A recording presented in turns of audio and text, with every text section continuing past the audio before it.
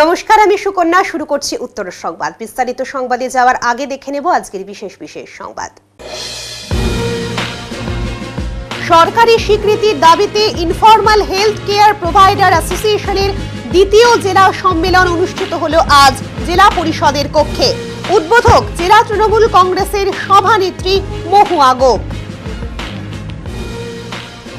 মালবাজার মহকুমার মেটেলি ব্লকের সামসিংয়ের লালিগোড়াসে তৈরি হওয়া রিসর্ট ও রেস্টুরেন্টকে নিয়ে জেলা শাসক প্রশ্ন তুলতেই নড়ে চড়ে বসল ব্লক ভূমি ও ভূমি সংস্কার দপ্তর।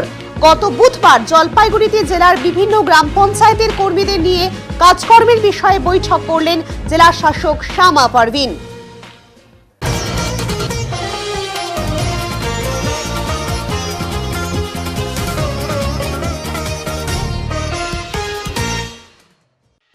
বিধ্বংসী আগুনে পুড়ে ছাই দুটি পরিবারের ঘর সহ বিভিন্ন জিনিসপত্র। কান্নায় ভেঙে পড়েছেন লোকজন। জলপাইগুড়ি জেলার ময়নাগুড়ি ব্লকের সাপটিবাড়ি ২ নম্বর গ্রাম পঞ্চায়েতের সুস্থিরহাট বাজার এলাকার ঘটনায় চাঞ্চল্য ছড়িয়েছে। নিমেষের আগুনে সর্বশান্ত দুটি পরিবার। বাড়ির সকল আসবাবপত্র, টাকা পয়সা, সাইকেল, বিছানাপত্র সবকিছু চোখের নিমেষে পুড়ে ছাই হয়ে গেল। দেখে কান্নায় ভারী হয়ে উঠেছে সাপটিবাড়ির আকাশ বাতাস। ঘটনাটি ঘটেছে ময়নাগুড়ি ব্লকের সাপটিবাড়ি ২ নম্বর গ্রাম পঞ্চায়েতের সুস্থিরহাট বাজার এলাকায়। রবিবার রাতে নবাব আলী ও রাজাব আলীর বাড়িতে আগুন লাগে। নিমেষের মধ্যে আগুন ছড়িয়ে পড়ে। তৎক্ষণাৎ ময়নাগুড়ি দমকল কেন্দ্রে খবর যায়। দমকলের একটি ইঞ্জিন প্রায় ৩ ঘন্টার প্রচেষ্টায় আগুন নিয়ন্ত্রণে আনতে সক্ষম হন। তবে দুটি পরিবারেরই কোনো জিনিসপত্র রক্ষা করা সম্ভব হয়নি। ঘটনার আকস্মিকতায় বাকরুদ্ধ হয়ে পড়ে ধ্বংসস্তূপে পড়ে যাওয়া বাড়ির মালিক নবাব আলী ও তার ভাই রজব আলী। এই ঘটনার খবর চাউর হতেই বিভিন্ন এলাকা থেকে মানুষজন ছুটে এসে দমকল বাহিনীর কর্মীদের সঙ্গে আগুন নেভানোর কাজে হাত লাগান। খবর পেয়ে ছুটে আসেন ময়নাগুড়ি থানার পুলিশ। ময়নাগুড়ি পঞ্চায়েত সমিতির সভাপতি সমাজসেবী রামমোহন রায়, নবিউল আলম প্রমুখ। সাপটিবাড়ি গ্রাম পঞ্চায়েত ও ময়নাগুড়ি ব্লক প্রশাসনের পক্ষ থেকে এই নিঃস্ব হয়ে যাওয়া পরিবার দুটিকে সব ধরনের সহযোগিতা করা হবে বলে আশ্বাস দেওয়া হয়। দুঃখজনক একটা ঘটনা আমাদের সাপটিবাড়ি ২ নং গ্রাম পঞ্চায়েত এলাকার বর্তলি বুধে সুস্থিরহাট বাজারের ঠিক পশ্চিম দিকেই দুটো পরিবার, নবাব আলী এবং রজব আলী, এই দুটো পরিবারে হঠাৎ করে আমরা যে যার মতো করে প্রতিনিয়ত বাড়িতে ছিলাম। হঠাৎ করে দেখি এই বাড়ি দুটোতে আগুন লাগে। এলাকার প্রত্যেকটা মানুষ ছুটে আসে। এখানে এসে যা পরিস্থিতি, মানে ভাষায় প্রকাশ করার মতো নয়। দুটো বাড়ি পরিপূর্ণভাবে ধূলিসাৎ হয়ে গেছে, আগুনে ভস্মীভূত হয়ে গেছে। আমরা মানে সুতোটুকু বাঁচাতে পারিনি, আপ্রাণ চেষ্টা করেছি। আমরা ফায়ার ব্রিগেডকে ফোন করেছি, তারাও ঠিক সময় মতো এসেছে। তারাও আমাদের সঙ্গে হাতে হাত মিলিয়েছে। আমরা হাতে হাত মিলিয়ে এখনও পর্যন্ত প্রায় 1.5 থেকে 2 ঘন্টা হয়ে গেল। আগুন আমরা ফায়ার ব্রিগেড এবং আমরা প্রচেষ্টা চালাচ্ছি আগুনটা কন্ট্রোল নিয়ে আসতে, অনেকটা কন্ট্রোল। এবার আমরা সত্যিই মানে দুঃখিত যে এই পরিবার দুটো মানে এমন নিবিড় পরিবার, মানে এমন দুর্বিষহ জীবনযাপন করে, এরা মানুষের বাড়িতে কাজকর্ম করে খায়, কিন্তু আজকে কি কারণে কোথার থেকে আগুন লাগলো আমরা এখন উদ্ধার করতে পারিনি। আমরা গ্রাম পঞ্চায়েত অফিস, আমরা পঞ্চায়েত মেম্বাররা, বিশেষ করে পাড়া প্রতিবেশী যারা আছি, আমরা প্রত্যেকেই এই পরিবার দুটোর সাথে আছি এবং আমরা এই মানুষগুলোকে সুস্থ করার পরে অবশ্যই পরিবারগুলোকে কিভাবে আগের মতো করে সজাগ করানো যায় বা সবলভাবে দাঁড় করানো যায় আমরা প্রত্যেকটা মানুষ প্রচেষ্টা করব, বিশেষ করে সাপটিবাড়ি ২ নং গ্রাম পঞ্চায়েত। এবং অবশ্যই আমাদের দল আছে, আমরা দলগতভাবে হোক সামাজিকভাবে হোক আমরা প্রত্যেকটা মুহূর্তে পাশে আছি। তৎসঙ্গে আমি সরকারের কাছে আবেদন করব যে অবশ্যই সঠিক তদন্ত করে এই পরিবার দুটোকে যাতে সরকারি অনুদান পাইয়ে দেওয়ার ব্যবস্থা করা যায়। আমি পঞ্চায়েত মেম্বার হিসেবে এইটুকু সরকার কর্তৃপক্ষের কাছে আমরা সোশ্যাল মিডিয়া মারফত আমি আবেদন করছি। আপনার নাম? আমার নাম ইলিয়াস আলম। আমি এই পার্টের পাশের পার্টেরই পঞ্চায়েত, এই পার্টের পঞ্চায়েত রসনারা বেগম এবং আমি তার পার্টের পঞ্চায়েত। আমরা প্রত্যেকে মিলে হাতে হাত মিলে আমরা এখন আগুন নেভানোর চেষ্টা করছি। দেখুন, আমরা আগুন লাগার কারণ হচ্ছে যেটুকু অনুমান করা যায় আর কি, আনুমানিক শর্ট সার্কিট থেকে হতে পারে, এটা আনুমানিক আমাদের ধারণা। আচ্ছা, কতক্ষণ সময় লাগলো আপনাদের এই আগুনটাকে পুরোপুরি কন্ট্রোলে নিয়ে আসতে? আগুনটা কন্ট্রোল করতে নিয়ে ঘন্টা দেড়েক সময় লেগেছে। ঘন্টা দেড়েক? এতটা সময় বেগ পেতে হলো কেন স্যার? দেখুন, এখানে আসার পরে আমরা যখন কাজ শুরু করি, কাজ শুরু করার পরে আশপাশে জলের সোর্সটা অনেক দূরে, তো জলের সোর্স যখন পেলাম, তো জলের সোর্স পাওয়ার পরে আমরা এখানে যথারীতি পাম্প চালু করে দিই। পাম্প চালু হওয়ার পরে আগুন যথারীতি আমরা এখানে কাজ শুরু হয়। তো ওই ড্যামেজ কন্ট্রোলটা করতে যে টিনগুলো নিচে পড়েছিল ওগুলো সরাইতে একটু সময় লাগছে, এইটুকু। আচ্ছা, এখন কি অবস্থা? এখন আগুন পুরোপুরি নিয়ন্ত্রণে আছে। আচ্ছা, এখানে কটা বাড়ি ক্ষতিগ্রস্ত হয়েছে? দুটো পরিবারের ক্ষতিগ্রস্ত হয়েছে। আচ্ছা, পরিবার দুটো কি পুরোপুরি একদম আগুনের সম্পূর্ণভাবে ভস্মীভূত হয়ে গেছে? হ্যাঁ, মানে ওদের যে থাকার ঘরগুলো 100% ক্ষতি হয়ে গেছে। 100% ক্ষতি হয়ে গেছে। স্যার, আপনার নাম এবং ডেজিগনেশন? আমি leading fire operator, Maynaguri fire station. আপনার নামটা? কেশব লাকড়া। বউবাজারে গভীর রাতে আগুন, পুড়ে ছাই হলো দুটি সবজির দোকান। ঘটনাস্থলে দমকল বাহিনী। গতকাল গভীর রাতে জলপাইগুড়ি শহরের পুরাতন বউবাজার এলাকায় দুটি সবজির দোকানে আগুন লেগে যায়। পুরো দুটো দোকান পুড়ে ছাই হয়ে যায়। এরপর খবর দেওয়া হয় দমকল বাহিনীকে। দমকল বাহিনীর আসার আগেই পুরো দোকান দুটি পুড়ে ছাই হয়ে যায়। নষ্ট হয়ে যায় দোকানের ভেতরে থাকা সবজি থেকে দোকানের বিভিন্ন সামগ্রী। কী কারণে সেই দোকান দুটোতে আগুন লাগলো তা খতিয়ে দেখছে দমকল ও পুলিশ। আজকের দোকান মেরামতির কাজে লাগে দুটি দোকানের মালিক। কালকে ওটা সবার তো রাত্রেবেলা বন্ধ করে চলে গেছে, এবার কে কি করছে না করছে একটু বলা মুশকিল, কি করে লাগলো না লাগলো। দুটো দোকান কি পুড়ে গেছে? হ্যাঁ, দুটো দোকান পুড়ছে? হ্যাঁ, দুটো দোকান। কিসের দোকান ছিল? সবজির দোকান ছিল। সবজির দোকান সব জিনিসপত্র নষ্ট হয়ে গেছে? সব জিনিসপত্র নষ্ট। তারপরে কি হলো? আমরা যে কেউ সপ্তমী করতে বা কিছু হয়েছে এটাই। ভিতরে কি ইলেকট্রিসিটি ছিল? আড্ডাখানা হয় ভিতর। আড্ডাখানা হয়? হ্যাঁ। আর ভিতরে কি কারেন্ট ছিল? কারেন্ট ছিল। ওটা কারেন্টের দিকে লাগতেও পারে, তাহলে বলা মুশকিল এখন, কেউ তো দেখে নেই। কি নাম দুই দোকানের? একটা টুম্পা, একটা পচা। শিলিগুড়ি ৪৫ নম্বর ওয়ার্ডের অন্তর্গত চম্পাশাড়ি মোড়ে রাস্তার উপরে থাকা প্রায় ১২০টি দোকান ভেঙে গুঁড়িয়ে দিল শিলিগুড়ি পুর নিগম। সোমবার সকালে প্রায় ৫:৩০ নাগাদ পূর্ণি গ্রামের কর্মীরা গিয়ে শিলিগুড়ি চম্পাশাড়ি মোড়ে থাকা প্রায় ১২০টি দোকান ভেঙে গুঁড়িয়ে দেয়। মূলত বেশ কিছু মাস আগে শিলিগুড়ি পুর নিগমের পক্ষ থেকে এই দোকানগুলো ভাঙার নোটিশ দেওয়া হয়। সেই সময় সামনে পুজো থাকার কারণে ব্যবসায়ীদের অনুরোধে ভাঙা বন্ধ করে শিলিগুড়ি পুর নিগম। কিন্তু ৫ মাস কেটে গেলেও দোকান সরিয়ে নেওয়ার কোনো রকম পদক্ষেপ ব্যবসায়ীদের পক্ষ থেকে না নেওয়ায় পুর নিগমের পক্ষ থেকে আবারও ব্যবসায়ীদের নোটিশ দেওয়া হয় সেখান থেকে দোকান উঠিয়ে নিয়ে যাওয়ার জন্য। তারপরও দোকান না সরানোর কারণেই সোমবার সকালে পেলোডারের সাহায্যে দোকানগুলি ভেঙে দেওয়া হয়। কর্মহারা হয়ে পড়ে প্রায় ১২০টি পরিবার। কি করে তারা সংসার চালাবে সেই বিষয়টি ভেবেই তারা মাথায় হাত দিয়ে বসে রয়েছে। কতদিন ধরে দোকান ছিল? দোকান 20 বছর হয়ে গেছে। তবে আজকে কি হলো? আজকে কি হলো, ভাঙে করে দিয়ে গেল। আপনারা জানতেন? আমাদের দাদু নোটিশ দিয়েছিলাম, আমাকে বুঝতে 3 দিন আগে নোটিশ দিল, আজকে ভাঙিয়ে দিয়েছে ভোরবেলা, সকালবেলা। তখন ছিলেন? তখন রাত্রে ঘুমাইছিলাম, তখন সব চলে এসেছে। কতদিন আগে নোটিশ দিয়েছিল? ছোটোবেলা 3-4 দিন। আচ্ছা, বাড়ি কোথায় আপনার? আমার বাড়ি বটতলা। এখন কি করবেন? আমি এখন কী করে বাচ্চা কাটা কীভাবে আমি কী করে যাবো? কারা ভাঙলো কারা? আর ওই যে কর্পোরেশন থেকে ভেঙে দিয়ে গেল। বাইক দুর্ঘটনায় মৃত্যু এক যুবকের। সোমবার বিকেলে মাল ব্লকের ওদলাবাড়ি ফ্লাইওভারে দুর্ঘটনাটি ঘটে। খবর পেয়ে ঘটনাস্থলে আসে মালবাজার পুলিশ। মৃতদেহ উদ্ধার করে মালবাজার নিয়ে গিয়েছে পুলিশ। তবে মৃতের নাম জানা যায়নি। তবে যে বাইক এই যুবক চালাচ্ছিল সেটি বিহারের নাম্বারের। স্থানীয় প্রত্যক্ষদর্শী বিকাশ রায় বলেন, সোমবার বিকেল নাগাদ এই যুবক বিহার নাম্বারের হলুদ রঙের একটি বাইকে করে মালবাজারের দিক থেকে ওদলাবাড়ির দিকে যাচ্ছিল। ওদলাবাড়ি ফ্লাইওভারের ওপর বাইকটি নিয়ন্ত্রণ হারিয়ে ফ্লাইওভারের ওয়ালে ধাক্কা মারে এবং ওই যুবক ফ্লাইওভার থেকে নিচে পড়ে যায় এবং বাইকটি প্রায় 100 মিটার দূরে গিয়ে পড়ে। ওই যুবক ফ্লাইওভার থেকে প্রায় 40 ফুট নিচে অন্য রাস্তায় গিয়ে পড়ে এবং ঘটনাস্থলে তার মৃত্যু হয়। তিনি আরও বলেন, সম্ভবত বাইকের গতিবেগ বেশি থাকায় যুবক বাইক কন্ট্রোল করতে পারেনি, আর যার দরুন এই দুর্ঘটনা ঘটেছে। মালবাজার ট্রাফিক পুলিশ সূত্রে জানা গেছে, বাইকের রেজিস্ট্রেশন যে নাম্বার রয়েছে সেই নাম্বারের নাম রয়েছে রবীন্দ্র রায় নামে। রেজিস্ট্রেশন হয়েছে বিহারের সরন জেলায়, আর সম্ভবত এই যুবকের বাড়িও বিহারে হতে পারে বলে স্থানীয়দের দাবি। তবে পুলিশ মৃতের পরিচয় এবং নাম জানার চেষ্টা করছে। মৃতদেহ উদ্ধারের পর আগামীকাল ময়না তদন্তের জন্য জলপাইগুড়ি পাঠানো হবে বলে জানা গেছে। এটা যতদূর সম্ভব হচ্ছে বাইকটা হচ্ছে মালবাজারের দিক থেকে এসে ওদলাবাড়ির দিকে যাচ্ছিল। ওদলাবাড়ি ফ্লাইওভারের টার্নিংয়ের মধ্যে ধাক্কা লেগে ছেলেটা নিচে পড়ে যায়। আনুমানিক হচ্ছে 18 থেকে 22 বছরের ছেলে আর কি। মাথা হেলমেট ছিল না, তো ওখানে ডেথ হয়ে গেছে।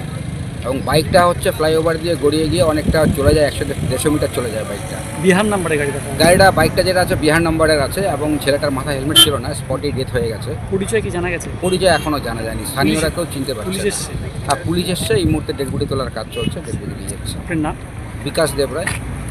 সরকারি স্বীকৃতির দাবিতে ইনফরমাল হেলথ কেয়ার প্রোভাইডার অ্যাসোসিয়েশনের দ্বিতীয় জেলা সম্মেলন অনুষ্ঠিত হলো আজ জেলা পরিষদের কক্ষে। উদ্বোধক জেলা তৃণমূল কংগ্রেসের সভানেত্রী মহুয়া গোপ। আজ জেলা পরিষদের কক্ষে ইনফরমাল হেলথ কেয়ার প্রোভাইডার অ্যাসোসিয়েশনের সম্মেলনের মূল কয়েকটি বিষয়ের উপর আলোচনা হয়। জলপাইগুড়ি জেলা তৃণমূল কংগ্রেসের সভানেত্রী মহুয়া গোপ সংগঠনের পতাকা উত্তোলনের মাধ্যমে এই সম্মেলনের সূচনা করেন।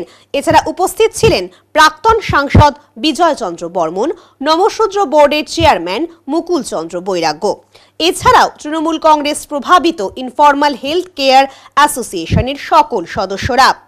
ইনফরমাল হেলথ কেয়ারের সদস্যদের চাকরির ক্ষেত্রে সংরক্ষণ এবং যাদের বয়স পেরিয়ে গেছে তাদের অনারিয়ামের ব্যবস্থা সহ আরও বিভিন্ন দাবি দাবা নিয়ে আজকের সম্মেলন অনুষ্ঠিত হয়েছিল।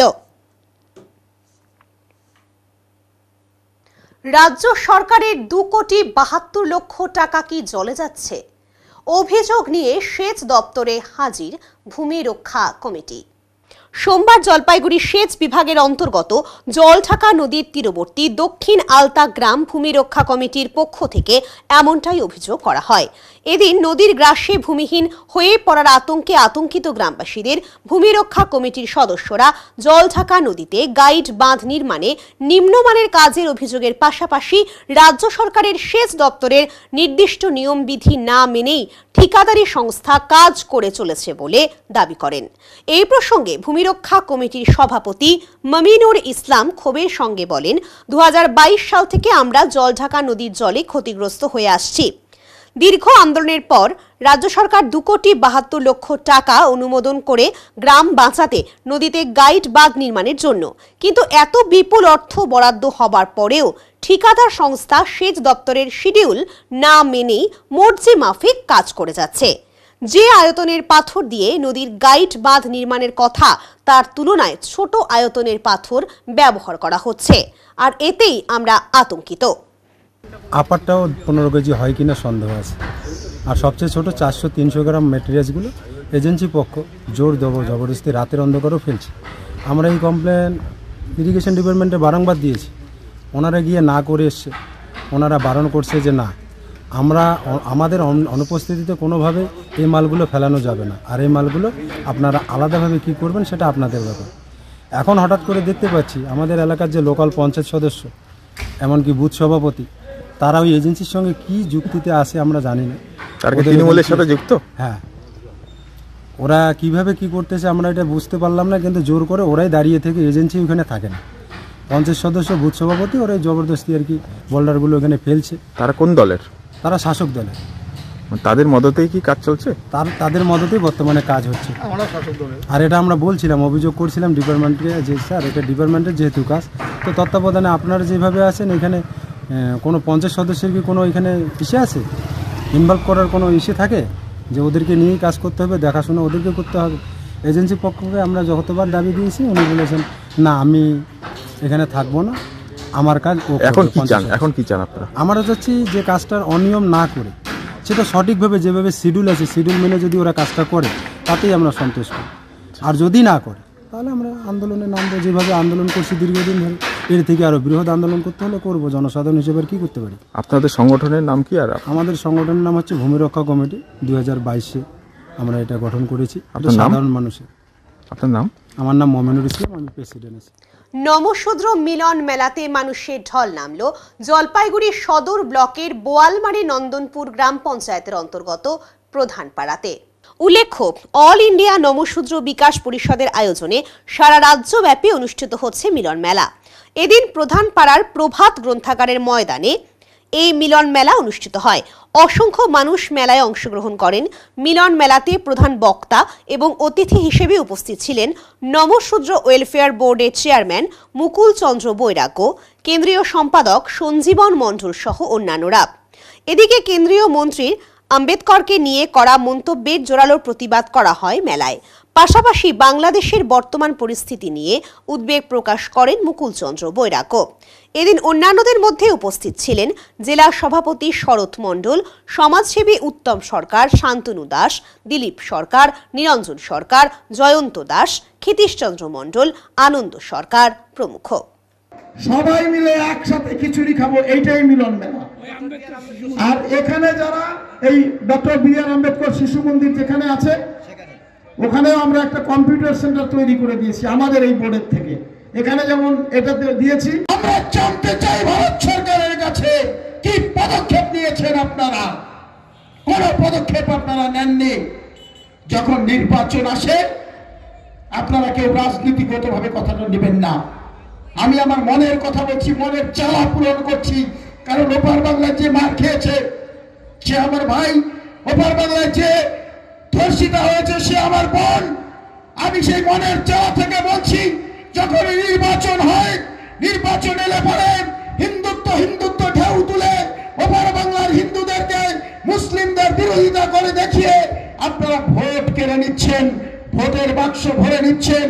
আমি সেই সমস্ত নেতাদের কাছে জানতে চাই, আমি ভারতবর্ষের প্রধানমন্ত্রীর কাছে জানতে চাই, আমি ভারতবর্ষের স্বরাষ্ট্রমন্ত্রীর কাছে জানতে চাই, ওপার বাংলায় হিন্দুদের যখন পিটিয়ে মারা হচ্ছে, আপনি সংসদে দাঁড়িয়ে আম্বেদকরকে তিরস্কার করতে পারেন, কিন্তু ওপার বাংলা নিয়ে একটা শব্দ কেন উচ্চারণ করলেন না, তার জবাব আমরা আপনার কাছে চাই। ভারত সরকারের দায়িত্ব ছিল না? ওপার বাংলায় যখন হিন্দুদেরকে মারা হচ্ছে ভারত সরকারের একটু দায়িত্ব ছিল না? অবশ্যই তার দায়িত্ব ছিল। আজ পর্যন্ত ওই জাতীয় সংসদে দাঁড়িয়ে ভারতের প্রধানমন্ত্রী, স্বরাষ্ট্রমন্ত্রী তারা বাংলাদেশ নিয়ে একটা শব্দ উচ্চারণ করতে পারেনি। এখনই নিচ্ছি ছোট্ট একটা বিরতি, ফিরে আসছি বিরতির পর, সঙ্গে থাকুন। সব সময় সব দিকের সব খবর পেতে সাবস্ক্রাইব করুন, বেল আইকনটি প্রেস করে আপডেট থাকুন।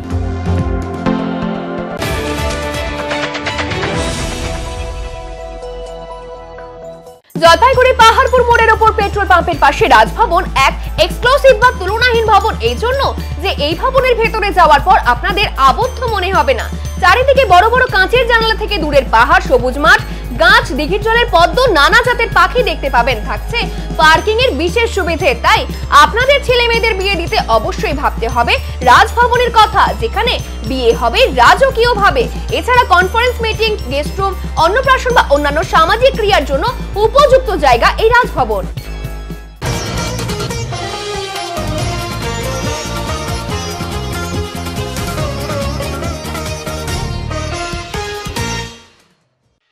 মালবাজার মহকুমার মেটেলি ব্লকের সামসিংয়ের লালিগোড়াসে তৈরি হওয়া রিসর্ট ও রেস্টুরেন্টকে নিয়ে জেলা শাসক প্রশ্ন তুলতেই নড়ে চড়ে বসল ব্লক ভূমি ও ভূমি সংস্কার দপ্তর।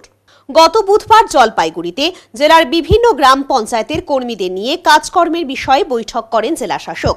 ওই বৈঠকেই সামসিংয়ের লালিগোড়াসে তৈরি হওয়া রেস্টুরেন্ট ও রিসর্টকে নিয়ে প্রশ্ন তোলেন জেলা শাসক শামা পারভিন।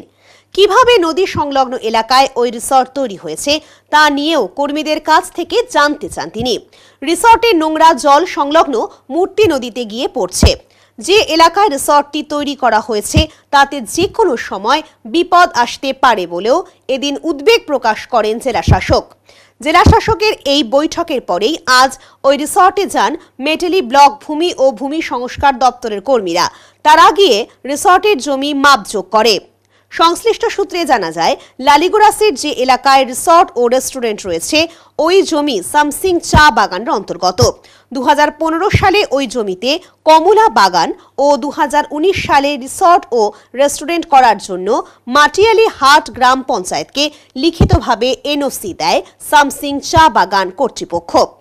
এরপর মাটিয়ালিহাট গ্রাম পঞ্চায়েতের তরফে ওই এলাকায় রেস্টুরেন্ট তৈরি করা হয়।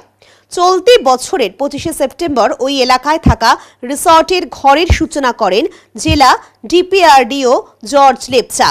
2022 সাল থেকে ওই রিসর্ট ও রেস্টুরেন্ট চালানোর জন্য সামসিং এলাকার বাসিন্দা সোনাম ভুটিয়া ও প্রিয়াঙ্কা লামা দুই ব্যক্তি 21 বছরের জন্য গ্রাম পঞ্চায়েতের কাছ থেকে লিজ নেয়।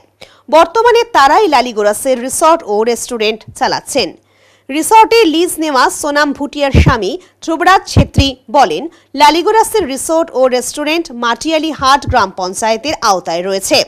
রিসর্টে নোংরা জল নদীতে যাওয়ার কোনো প্রশ্নই নেই।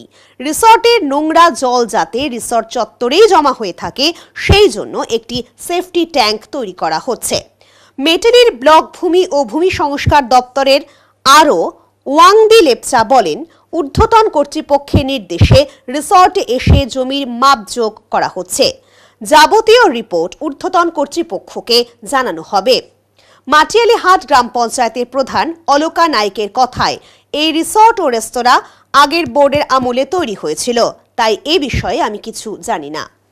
एक्चुअली ये आपका ये लैंड है एक्चुअली बागान का पड़ता है, तो यहाँ का पब्लिक लोग अब टूरिज़्म को बढ़ावा देने के लिए पंचायत को बोला था कि यहाँ एक टूरिज़्म बेस होने से कुछ आता होता रहा कि इधर पे बहुत टूरिस्ट आता है।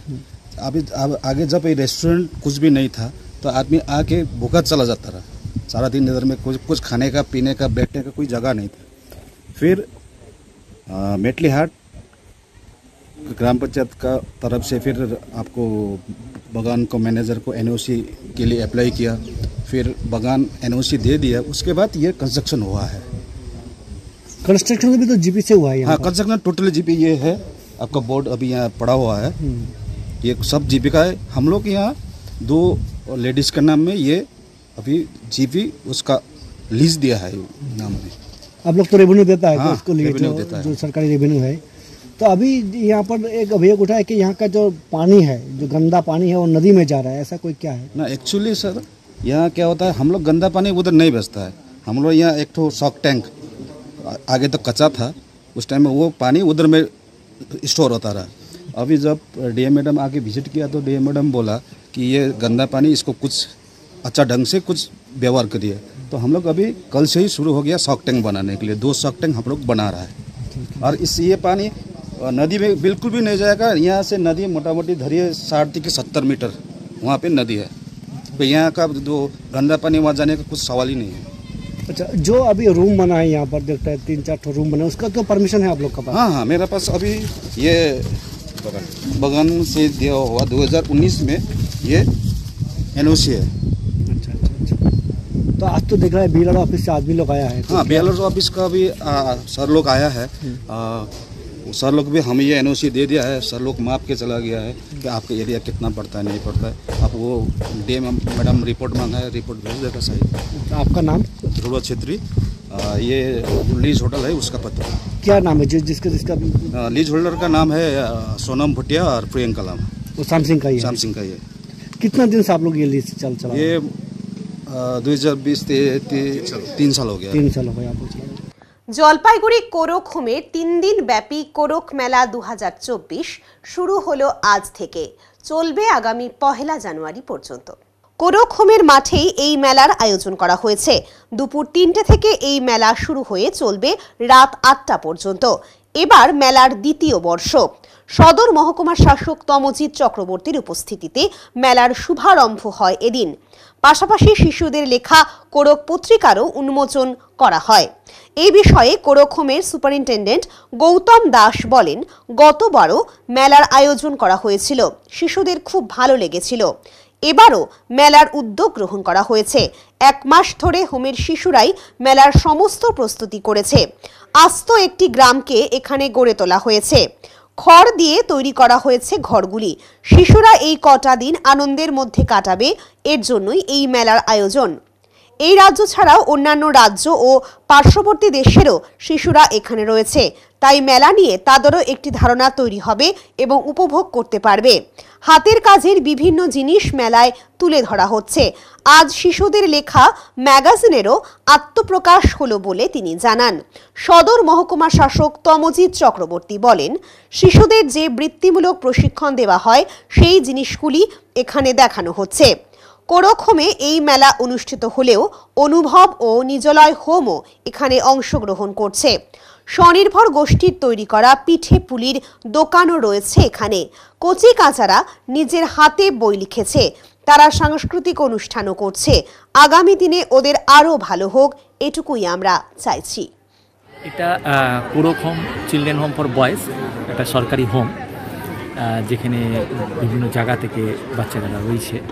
গত বছর আমি এসে প্রথম মেলাটা করি বাচ্চাদের জন্য, বাচ্চাদের একটা এন্টারটেনমেন্ট দেওয়ার জন্য বা মেলাটা জিনিসটা কি ওদের বোঝানোর জন্য, সোশ্যালাইজ জিনিসটাকে করার জন্য ওদের মেলাটাকে করি। সে বছর ওদের খুব ভালো লেগেছিল।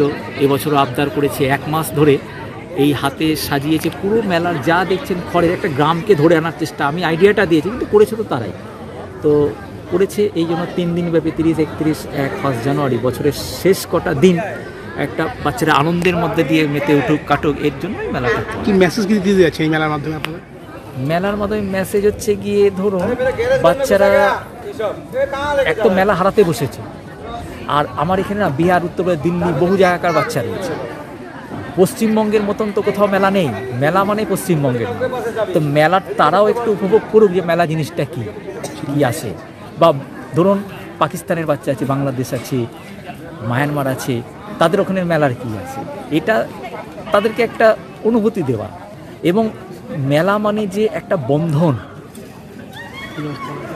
এই বন্ধনটা একে অপরের এই বাচ্চাগুলোর সাথে সোশ্যালাইজেশন হওয়া, এটা করার জন্য মেনলি আমার মেলা। কি কি থাকছে স্যার মেলার মধ্যে? মেলাতে আমার বাচ্চারা না বিভিন্ন ভোকেশনাল ট্রেনিংগুলো নেয়, যেমন ধূপকোণ ট্রেনিং নিচ্ছে, তাদের ধূপকোণ হাতে বানানো, সেটা অন্যান্য মেলাতে কিন্তু বিক্রিও হয় যায়, এখানেও সেটা স্টল আছে। পাখির বাসা মানে সুতো দিয়ে বানানো, তারপরে টি প্লান্টের দিয়ে গাছ বানিয়ে, মানে হাতের কিছু কাজ আছে, তাদের ছবি আঁকা আছে, সেগুলো থাকছে। হোম অনুভব হোম থেকে এসছেন, তারা একটা স্টল দিয়েছেন। নিজলয় হোম থেকে 2টো স্টল আছে। সেলফ হেল্প গ্রুপকে ডেকেছি, তারা যাতে পিঠে পুলি বাচ্চাদেরকে খাওয়াবে শীতের সময়কে রয়েছে। বর্ণ পরিচয় থেকে আমাদের বইপত্রগুলো আছে, তাদের একটা বইয়ের দোকান আমরা স্টল একটা দিয়েছি। এই রবিবার আজকে আমাদের ম্যাগাজিন পাবলিকেশন হবে। এই ম্যাগাজিনটা আমাদের বাচ্চাদের হাতে লেখা, ছবি, গল্প ইত্যাদি নিয়ে তাদের হাতে লেখা, সেই ম্যাগাজিনটা আছে। স্যার বলছি, মানে দেশের বাইরে বর্তমানে এখানে আমার এখানে বাংলাদেশ আছে, পাকিস্তান আছে, মায়ানমার আছে, ভুটান আছে, নেপাল আছে। স্যার নাম পরিচয় বলুন। গৌতম দাস আমার নাম, সুপ্রিন্টেন্ডেন্ট। এটা কোরকহোমের সুপার সাহেব এবং তার টিম করেছেন কোরক মেলা, এবং এটা ওনাদের 2য় এডিশন। গত বছর এটা প্রথম ওনারা উদযাপন করেছেন। বিভিন্ন বাচ্চাদের যে বৃত্তিমূলক প্রশিক্ষণ দেওয়া হয় সেই জিনিসগুলো এখানে দেখানো হচ্ছে। এছাড়া কোরকহোমের মেলা হলেও অনুভব এবং নিজালয় 2টো হোমেরই এর মধ্যে অংশগ্রহণ রয়েছে। আমাদের আনন্দধারা প্রকল্প মাননীয় মুখ্যমন্ত্রীর, তার স্বনির্ভর গোষ্ঠীরাও এখানে পিঠেপুলির দোকান দিয়েছেন। কোরকহোমের কচিকাচারা তারা নিজের হাতে বই লিখেছে এবং তারা আজকে বিভিন্ন সাংস্কৃতিক অনুষ্ঠান উদযাপন করবে। নববর্ষের সূচনায় এটা আমাদের একটা বড় পাওনা। আমরা চাই আগামী দিনে ওদের আরও ভালো হোক, এইটুকুনি আমরা চাইছি। হলদিবাড়ি জলপাইগুড়ি রুট থেকে দার্জিলিং মেলকে সরিয়ে নেবার খবরের বিরুদ্ধে ডেপুটেশন প্রদান বাম ছাত্র যুব মহিলা সংগঠনের। সোমবার জলপাইগুড়ি টাউন স্টেশন কর্তৃপক্ষকে এক স্মারকলিপি প্রদান করে সংগঠনের প্রতিনিধিরা। উল্লেখ্য, বিগত কয়েকদিন ধরে বিভিন্ন সংবাদ মাধ্যমে হলদিবাড়ি জলপাইগুড়ি রুটে চলা দার্জিলিং মেল ট্রেন সম্পর্কিত কিছু সংবাদ নিয়ে জনমানসে উৎকণ্ঠা সৃষ্টি হয়েছে। যদিও এদিনের স্মারকলিপি প্রদান করার পর বাম যুব নেতা দেবরাজ বর্মন জানান, আজকে রেল কর্তৃপক্ষের কাছে ডেপুটেশন প্রদান করার পর ওনারা জানিয়েছেন এই বিষয়ে এখনো পর্যন্ত রেল মন্ত্রকের পক্ষ থেকে কোনো সিদ্ধান্তের খবর নেই। আজকে ডিওএফআই, এসএফআই, বস্তি উন্নয়ন সমিতি এবং মহিলা সমিতির পক্ষ থেকে আমরা থানায় ডেপুটেশন দিতে এসেছিলাম স্টেশনে এই মর্মে ডেপুটেশনটা দিতে এসেছিলাম যে গত কয়েকদিন ধরে বিভিন্ন সংবাদপত্রে একটি খবর ঘুরে বেড়াচ্ছে যে দার্জিলিং মেলকে জলপাইগুড়ি হলদিবাড়ি যে রুট, এই রুট থেকে দার্জিলিং মেলকে তুলে নেওয়া হবে। তো এই আশঙ্কায় আমরা আশঙ্কিত হয়েছিলাম এবং সারা জলপাইগুড়ির মানুষও একই আশঙ্কায় আশঙ্কিত যে প্রত্যেক বছর যে জিনিসটা কোনো না কোনো সময় এই একটা করে খবর ছড়িয়ে পড়ে যে এরকম দার্জিলিং মেলকে জলপাইগুড়ি হলদিবাড়ি রুট থেকে তুলে নেওয়া হবে, এবং এর প্রতিবাদে আমরা এখানে এসেছিলাম এবং রেল কর্তৃপক্ষকে এটাই জানাতে এসেছিলাম যে এরকম কোনো সিদ্ধান্ত যদি তারা নেন সেক্ষেত্রে কিন্তু জলপাইগুড়ি মানুষ, খেটে খাওয়া সাধারণ মানুষ, ব্যবসায়ী সকলের পক্ষে একটা বিরাট অসুবিধার সম্মুখীন হবে তারা, এবং তার সঙ্গে এখানকার যে ঐতিহ্য, জলপাইগুড়ির ঐতিহ্য দার্জিলিং মেল, সেটাকেও কিন্তু কী বলবো জলপাইগুড়ির বুক থেকে তুলে নেওয়া যাবে না। এই দাবি নিয়ে আমরা ওনাদের কাছে এসেছিলাম, আমরা সেই মর্মে এই ডেপুটেশন পেশ করেছি, ওনাদের সাথে কথা বলেছি। কী বললো ওনারা? ওনাদের বক্তব্য যেটা বললেন সেটা হচ্ছে ওনাদের নাকি রেল কর্তৃপক্ষের ওনাদের ডিপার্টমেন্টে এখনও এই টাইপের কোনো আলোচনা হয়নি, কিন্তু আমরা দেখছি যে অনেক কটি সংবাদ মাধ্যমেই খবরটি উঠে আসছে এবং বিভিন্নভাবে খবরটিকে পেশ করা হচ্ছে, এবং তাই ওনাদের মধ্যে যদি এই টাইপের কোনো সিদ্ধান্ত না হয়ে থাকে, এরকম যাতে কোনো সিদ্ধান্ত নেওয়ার জায়গায় ওনারা না যান, সেই কথাটাও আমরা ওনাদের বলে দিলাম যে ভবিষ্যতে যদি এরকম কোনো সিদ্ধান্ত নেয় রেল কর্তৃপক্ষ, তাহলে কিন্তু জলপাইগুড়ির মানুষ, সাধারণ মানুষ তার প্রতিবাদে আন্দোলনে মুখরিত হবে। আপনার নাম আর পরিচয়? আমার নাম দেবরাজ বর্মন। কোন দায়িত্বে আছেন? ডিওয়াইএফআই শহর লোকাল কমিটির সভাপতি। শুরু হলো এনটিসি-জের 30তম বার্ষিক প্রকৃতি পাঠ এবং শৈল আরোহণ শিবির, শেষ আগামীকাল। জলপাইগুড়ি জেলার মেটেলি থানার অন্তর্গত ইয়ংটংয়ে শুরু হলো nature and trekkers club of জলপাইগুড়ির 30তম বার্ষিক প্রকৃতি পাঠ এবং শৈল আরোহণ শিবির। জেলা প্রশাসনের সহযোগিতায় 26 থেকে 31শে ডিসেম্বর পর্যন্ত চলবে এই শিবির। জলপাইগুড়ি ছাড়াও উত্তরবঙ্গ ও কলকাতার বিভিন্ন প্রান্তের 8 থেকে 53 বয়সের প্রায় 83 জন শিক্ষার্থী এবং সংস্থার 24 জন প্রশিক্ষক এই শিবিরে অংশগ্রহণ করেছেন বলে জানিয়েছেন ক্যাম্পের মুখ্য প্রশিক্ষক এবং বিশিষ্ট পর্বতারোহী ভাস্কর দাস। 6 দিনের এই শিবিরে ট্রেকিং, রক ক্লাইম্বিং, র্যাপলিং, জুমার climbing, solo camping, survival, river crossing, fire and shelter making, treasure hunt, first aid এবং প্রকৃতি সংরক্ষণ বিষয়ক বিভিন্ন বিষয়ে শিক্ষার্থীদের হাতে কলমে প্রশিক্ষণ দেওয়া হবে। সংস্থার অভিজ্ঞ এবং শিক্ষিত পর্বতারোহী ও পরিবেশবিদরা এই ক্যাম্পে শিক্ষার্থীদের প্রশিক্ষণ দেবেন। এদিন বিকেলে এই ক্যাম্পের উদ্বোধন হয়। উদ্বোধন করেন ইয়ংটং চা বাগানের ম্যানেজার সৌম্য ঘটক। উদ্বোধনী অনুষ্ঠানে অন্যান্যদের মধ্যে উপস্থিত ছিলেন জেলা পুলিশের পদস্থ আধিকারিকেরা, ছাড়াও স্থানীয় পঞ্চায়েত সদস্য ধনরাজ তামাং, সমাজসেবী বাবলু বিক্রম সহ ক্লাবের কর্মকর্তারা। সফল অংশগ্রহণকারীদের ক্যাম্প শেষে সার্টিফিকেট, কোর্স ব্যাজ এবং বিভিন্ন প্রতিযোগিতার পুরস্কার প্রদান করা হবে বলে জানিয়েছেন ক্যাম্প কমান্ড্যান্ট দেবাশিস লালা। ক্যাম্প চলাকালীন প্রশাসনের আধিকারিকেরা ছাড়াও সমাজের বিশিষ্ট ব্যক্তিরা ক্যাম্প পরিদর্শন করবেন বলে জানিয়েছেন ক্লাব সম্পাদক সুজয় বণিক।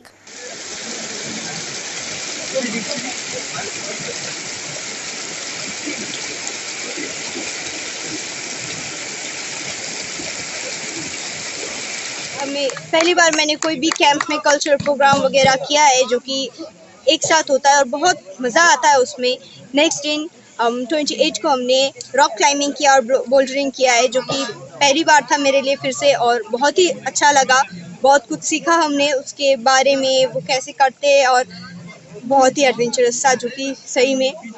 उसके बाद रात को हमने किया, पहले तो हमने जाना इसके बारे में कि एनटीसी से क्या है, जो इतने सालों से इतने सारे ट्रेकिंग्स और क्लाइमर्स को देखते आए हम लोग, वो सीखा हमने, सुना हमने हिस्ट्री, एनटीसीजे का हिस्ट्री क्या है। उसके बाद हम लोग रात को ट्रेजर हंटिंग के लिए गए थे जो कि बहुत ही नया और बहुत ही रोमांचकर बोला जा सकता है, वो था हमारे लिए। और आज 29 को हम लोग यहाँ आए फिर से रफलिंग के लिए। उसके बाद हम लोग आज रात को सोलो कैंपिंग के लिए जा रहे हैं जो कि फिर से एक नया एक्सपीरियंस है। हमें कुछ नहीं आता है, पर हमें जैसे कि टेंट के लिए और फायर कैसे बनाते हैं, टेंट कैसे बनाते हैं, उसके क्लासेस दिए गए हैं। तो अब हमें वही टाइम है कि हमें दिखाने का हमने क्या सीखा है।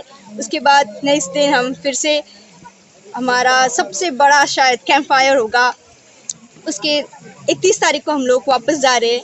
तो बहुत ही अच्छा लग रहा है और मुझे लगता है, ये मैं आशा रखती हूँ कि मैं अगले साल भी एनटीसीजे के साथ ज्वाइन हो सकती हूँ। ক্লাব অফ জলপাইগুড়ির 30তম বার্ষিক প্রকৃতিপাঠ এবং রক ক্লাইম্বিং শিবির জলপাইগুড়ি জেলার সামসিং অঞ্চলের ইয়ংটংয়ে সম্পন্ন হচ্ছে। গত 26 তারিখ এই ক্যাম্প শুরু হয়েছে এবং চলবে আগামী 31শে ডিসেম্বর পর্যন্ত। উত্তরবঙ্গ এবং কলকাতার এবং পশ্চিমবঙ্গের বিভিন্ন প্রান্তের প্রায় 82 জন ছাত্রছাত্রী এবং সাধারণ মানুষ এই ক্যাম্পে যোগদান করেছে। দুটো গ্রুপ রয়েছে এই ক্যাম্পে, একটা নেচার স্টাডি বাচ্চাদের গ্রুপ এবং একটি রক ক্লাইম্বিং অর্থাৎ বড়দের গ্রুপ। 6 দিন ধরে এদেরকে বিভিন্ন অ্যাক্টিভিটির মধ্যে দিয়ে এদেরকে ট্রেনিং দেওয়া হচ্ছে, যেমন এরা ট্রেকিংয়ে পার্টিসিপেট করেছে, সেই সঙ্গে সঙ্গে এরা সোলো ক্যাম্পিং করেছে, এক নাইট এরা বাইরে কাটিয়েছে নিজেদের শেল্টার এবং ফায়ার মেকিং করে। সেই সঙ্গে সঙ্গে এদের বেসিক যে রক ক্লাইম্বিং, সেই রক ক্লাইম্বিং এদের করানো হয়েছে, র্যাপলিং করানো হয়েছে এবং আজ রিভার ক্রসিং করানো হচ্ছে। এর পাশাপাশি বিভিন্ন থিওরিটিক্যাল ক্লাসেসগুলো এই ক্যাম্পে কিন্তু এরা নিয়েছে। অভিজ্ঞ ইনস্ট্রাক্টর যারা আছে এই অর্গানাইজেশনের, অর্থাৎ এনটিসিজের যে অভিজ্ঞ ইনস্ট্রাক্টর এবং মাউন্টেনিয়ার্সরা আছে, তারা এই 6 দিন ধরে এদেরকে এই ট্রেনিং দিচ্ছে। এই ক্যাম্পের উদ্দেশ্য হলো যে এর মাধ্যমে এই সমস্ত অ্যাডভেঞ্চারের মাধ্যমে এদের মধ্যে সেলফ কনফিডেন্স ডেভেলপ করানো, এদের মধ্যে লিডারশিপ বা নেতৃত্ব দান এটা ডেভেলপ করানো, সেই সঙ্গে সঙ্গে পরিবেশমুখী করা, এদেরকে পরিবেশকে বাঁচানোর শপথ এরা এই ক্যাম্পে নেয়। আগামী 31 তারিখ ক্যাম্প শেষ হবে, সেদিন এদেরকে সফল প্রতিযোগীদের প্রশংসাপত্র যেমন দেওয়া হবে, শংসাপত্র সার্টিফিকেট দেওয়া হবে, সেই সঙ্গে সঙ্গে কোর্স ব্যাচ দেওয়া হবে। সারিঞ্জাই পেট চালানোর একমাত্র ভরসা। ঘুরে ঘুরে পেট চালানোর এটাই একমাত্র হাতিয়ার। তাই পায়ে হেঁটে সারিঞ্জা নিয়ে গানে মগ্ন দুই প্রবীণ শিল্পী। সারিঞ্জা বাজিয়ে ভিক্ষাবৃত্তি করে চলেছেন জলপাইগুড়ি মণ্ডলঘাট অঞ্চলের তরুলপাড়ার বাসিন্দা দেবেন ব্রজবাসী। রোজই জলপাইগুড়ি, ময়নাগুড়ি সহ শহরের বিভিন্ন জায়গায় সারিঞ্জা বাজিয়ে নিজের পেট চালানোর জন্য অর্থ উপার্জন করেন, আর এটাই তার একমাত্র পেশা বা রোজগারের অবলম্বন। বয়স 60 অনেক দিন আগেই পেরিয়ে গেছে, তবুও এখন চনমনে মন নিয়ে সঙ্গে তার গৃহিণীকে নিয়ে গান করে মানুষের মন জয় করে চলেছেন দেবেন ব্রজবাসী। সারিঞ্জা বাজিয়ে নিজের পেটের চালানোর অর্থ উপার্জন করেছেন বিগত কয়েক বছর ধরে। জলপাইগুড়ি শহর ও শহরের বিভিন্ন জায়গায় বিগত কয়েক বছর ধরেই এই ধরনের সারিঞ্জা বাজিয়ে অর্থ উপার্জন করেন, আর তিনি বলেন এতে রোজ 250 থেকে 300 টাকা উপার্জন হয়, আর সেটা দিয়েই সংসার। রোজ সকালে পায়ে হেঁটে তার স্ত্রীকে নিয়ে এদিক ওদিক ঘুরিয়ে মানুষের মন জয় করেন, তারপর শেষে কিছু টাকা পয়সা পান।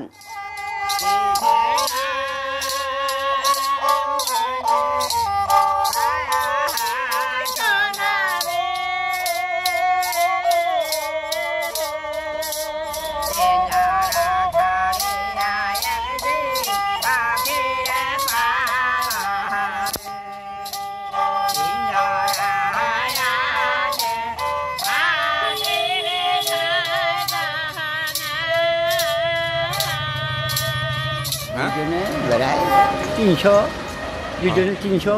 শনিবার করেই নাকি অন্যান্য না, খালি 3 দিন, সপ্তাহে 3 দিন। শনিবারে এইখানে করি, আর শুক্রবারে ময়নাগুড়ি করি, আর রোববারে হলদিবাড়ি করি। এই 3 জায়গায় করেন? হ্যাঁ। এই সারিঙ্গা বাজানোর কি করে বাজান, বৈশিষ্ট্য কি করে বানিয়েছেন? এটা বানাইছে একজন মানে কাঠমিস্ত্রি, ও একজন আমাকে দান করছে এটা। এইটাই তো আপনার এখন সম্পদ? হ্যাঁ বাবা, এটাই সম্পদ, এটাই না হলে এটাই আমাদের প্রাণ। এই না হলে থাকবো না, পারবো না, আনন্দ লাগে না। এই নিয়ে সংসার গোবিন্দর নামে এখন দেহ দিছি, এখন যা করে গোবিন্দ করে। না, এর আগে একবার সংবাদে গিয়ে আমাদের পেপারে দিছিল, তখন বলছি যে আমাদের উনি বলছেন যে কোনো ভাতা পান, বলছে আমরা শিল্পী ভাতা পাই না, এ ভাতা পায় না। আমি কিন্তু বেকার ভাতা পাই। আপনি পান না? ও কিচ্ছু ভাতা পাই না, বিধু ভাতা পাই না। আপনাদের রোজগার কি এটাই? হ্যাঁ, আমরা এই চাই রোজ দিন। এটা বাজার কেমন লাগে? আর কে জানে, আমি বাগাই আমি তো বলতে পারবো না, এখন আপনারা বলতে পারবেন, তাই না? ভালো লাগে কি না লাগে। আমাদের এই সারা বছর কইরা বছরে একদিন গুরু পূজা দিতে হবে। সেই গুরু পূজাটা হলো চৈত্রের 15 তারিখে আমাকে দিতে হবে। আমার সাধুগুরু আসবে, আমাদের শিষ্যবাটা আসবে, এই নিয়েই এই আনন্দ করি 3 দিন। বাবা কী করবো, এখন আমরাকে দক্ষিণা নিতেছি, আমরাও সেদিন যা হয় একটু দক্ষিণা দিতে ইচ্ছুক। আপনারা যদি সবাই সাহায্য করেন, আমরাও না কিছু। এখন নিয়ে নিচ্ছি ছোট্ট একটা বিরতি, ফিরে আসছি বিরতির পর, সঙ্গে থাকুন। সব সময় সব দিকের সব খবর পেতে সাবস্ক্রাইব করুন, বেল আইকনটি প্রেস করে আপডেট থাকুন।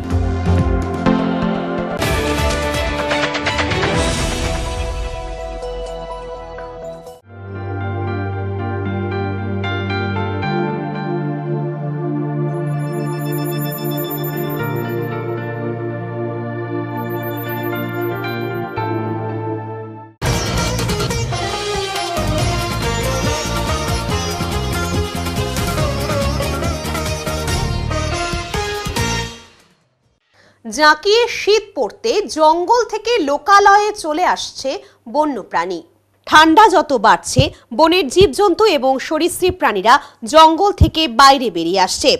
এরকমই মাল মহকুমার কাঠামবাড়ি জঙ্গলের বিরাটাকার অজগর সূর্যের তাপ পেতে জঙ্গল থেকে রাস্তায় চলে এলো। রাজ্য সড়কে এক প্রান্তে দীর্ঘক্ষণ সূর্যের আলোতে ঘাপটি মেরে বসেছিল প্রায় 13 ফিটের অজগরটি। রাস্তার কাছে এই অজগর দেখতে পেয়ে রাস্তা দিয়ে যাতায়াতকারী মানুষ এবং গাড়ি দাঁড়িয়ে পড়ে, কারণ যখন তখন রাস্তার মাঝে চলে এলে দুর্ঘটনা ঘটতে পারে। তাই স্থানীয় মানুষজন সাপটিকে জঙ্গলে ফেরাতে চাইলেও জঙ্গলে ফিরতে চাইছিল না অজগরটি। অনেক কষ্টে সাধারণ মানুষ জঙ্গলে ফেরায় অজগরটিকে। এরপর গাড়ি চলাচল স্বাভাবিক হয়। অন্যদিকে জঙ্গল থেকে বেরিয়ে চা বাগানের পাশে বিশ্রাম করতে দেখা গেল একটি চিতাবাঘকে। মালবাজার মহকুমার মেটেলি ব্লকের আইভিল চা বাগানের সাতখাইয়া ডিভিশনের 22 নম্বর সেকশনে দেখা মিলল চিতাবাঘের। গাড়ির লাইট পড়লেও চিতাবাঘ দীর্ঘক্ষণ বসে থাকে চা বাগান এলাকায়। কিছুক্ষণ বিশ্রামের পর আবার চা বাগানের মধ্যে চলে যায় চিতাবাঘটি। এখন দেখে নেব আজকের আবহাওয়ার সংবাদ।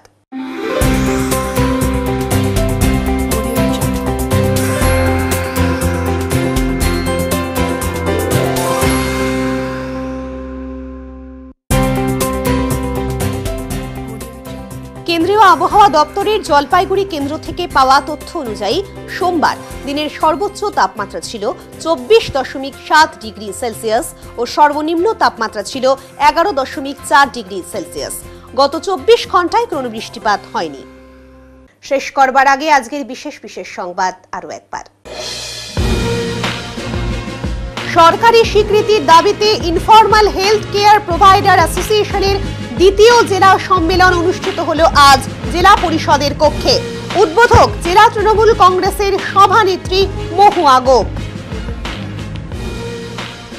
মালবাজার মহকুমার মেটেলি ব্লকের সামসিংয়ের লালিগোড়াসে তৈরি হওয়া রিসর্ট ও রেস্টুরেন্টকে নিয়ে জেলা শাসক প্রশ্ন তুলতেই নড়ে চড়ে বসল ব্লক ভূমি ও ভূমি সংস্কার দপ্তর। গত বুধবার জলপাইগুড়িতে জেলার বিভিন্ন গ্রাম পঞ্চায়েতের কর্মীদের নিয়ে কাজকর্মের বিষয়ে বৈঠক করলেন জেলা শাসক শামা পারভিন।